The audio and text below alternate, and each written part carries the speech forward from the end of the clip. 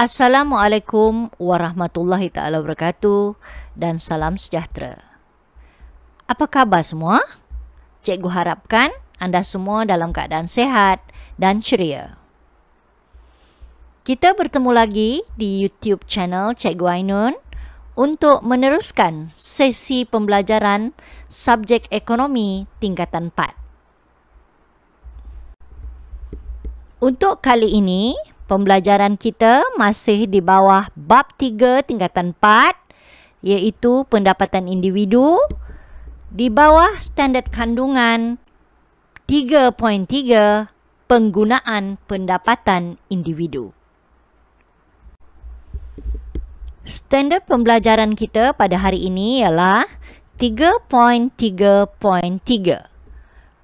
menjelaskan perbezaan antara keperluan dan kehendak.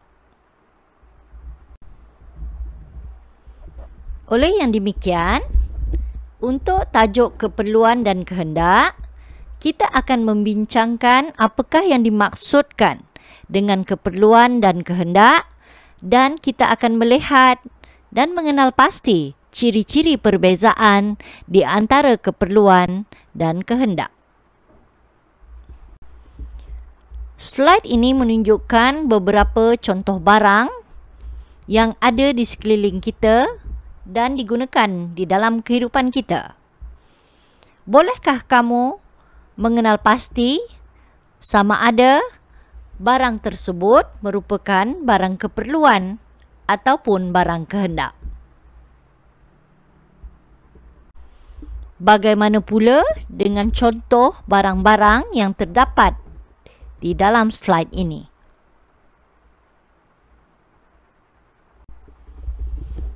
Tidak kira barang keperluan ataupun barang kehendak, kesemuanya memerlukan kita untuk membayar dan memerlukan kuasa beli untuk mendapatkannya.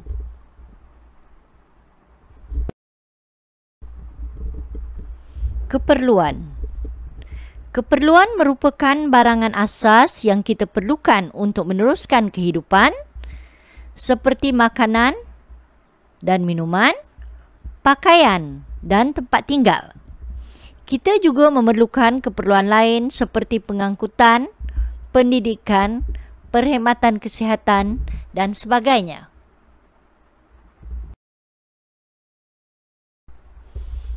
Terdapat 3 keperluan asas utama bagi seseorang individu. Yang pertama adalah makanan.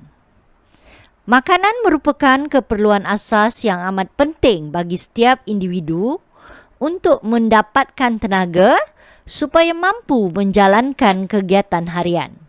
Tanpa makanan, individu tidak akan dapat meneruskan kehidupan atau melakukan aktiviti ekonomi, sosial dan politik. Walau bagaimanapun, jumlah dan jenis makanan yang diperlukan adalah berbeza antara individu.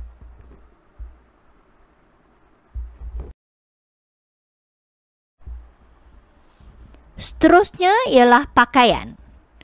Pakaian merupakan keperluan asas individu yang kedua. Pakaian diperlukan untuk melindungi tubuh badan, dan seperti makanan, jenis pakaian yang diperlukan juga bergantung kepada individu serta keadaan iklim sesuatu tempat. Misalnya, di Malaysia, oleh sebab cuaca yang panas, jenis pakaian penduduk di negara ini biasanya ringkas dan nipis. Bagi penduduk di kawasan beriklim hawa sederhana pula, mereka memerlukan pakaian yang tebal pada musim sejuk untuk melindungi badan mereka daripada kesejukan.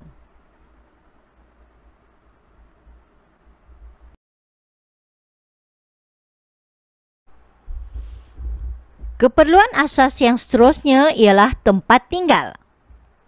Selain makanan dan pakaian, seseorang individu juga memerlukan tempat tinggal untuk berlindung daripada cuaca panas dan sejuk, ancaman bahaya dan berehat selepas penat bekerja. Di samping itu, Tempat tinggal juga diperlukan untuk sesebuah keluarga berkumpul dan merancang aktiviti-aktiviti seharian mereka.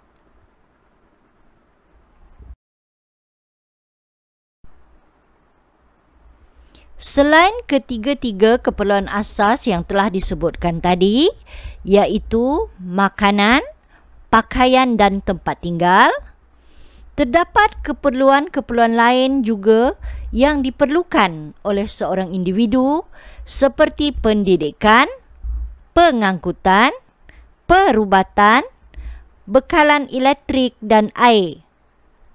Ini penting untuk mencapai kemajuan dan menjalani kehidupan moden dengan lebih sempurna.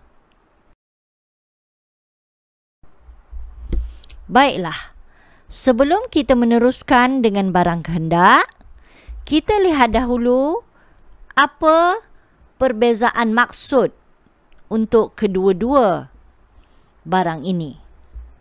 Keperluan membawa maksud barang dan perkhidmatan yang mesti dipenuhi terlebih dahulu untuk meneruskan kehidupan, manakala kehendak bermaksud keinginan untuk memiliki barang dan perkhidmatan bagi mencapai kehidupan yang lebih selesa.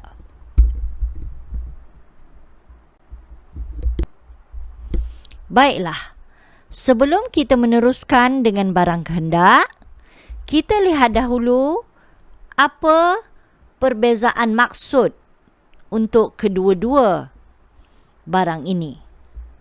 Keperluan membawa maksud barang dan perkhidmatan yang mesti dipenuhi terlebih dahulu untuk meneruskan kehidupan, manakala kehendak bermaksud keinginan untuk memiliki barang dan perkhidmatan bagi mencapai kehidupan yang lebih selesa.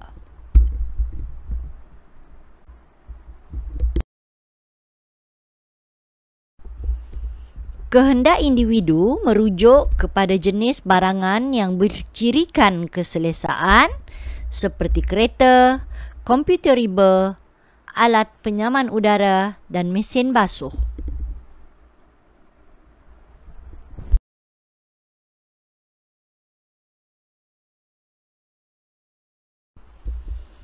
Kehendak individu terhadap barang dan perkhidmatan adalah tidak terhad.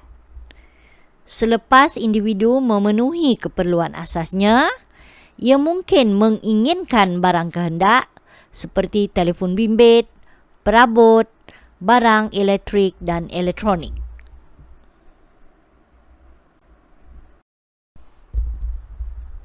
Kehendak sukar dipuaskan kerana apabila sesuatu kehendak telah dipenuhi, maka akan wujud pula kehendak yang baharu.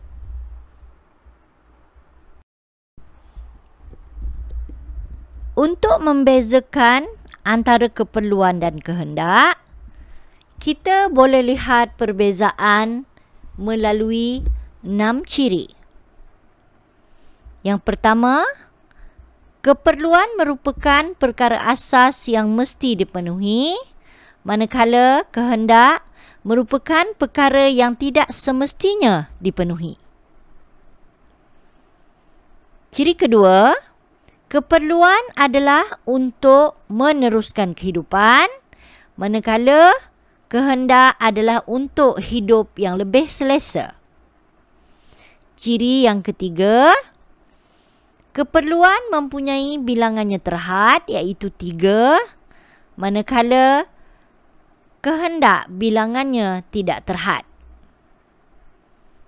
Ciri yang keempat, keperluan mudah dipenuhi, manakala kehendak sukar untuk dipenuhi. Kelima,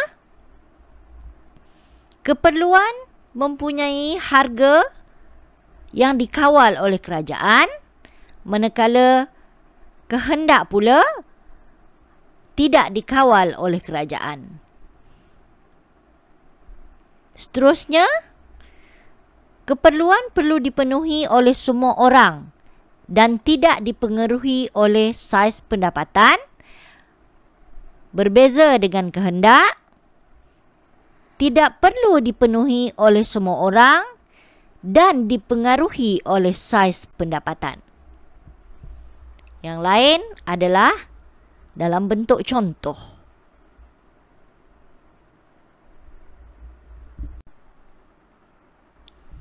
Secara ringkasnya, perbezaan keperluan dan kehendak ditunjukkan dalam jadual di slide ini, di mana aspek perbezaan boleh dicirikan melalui tujuan, kuantiti, pengaruh pendapatan, harga dan juga contoh.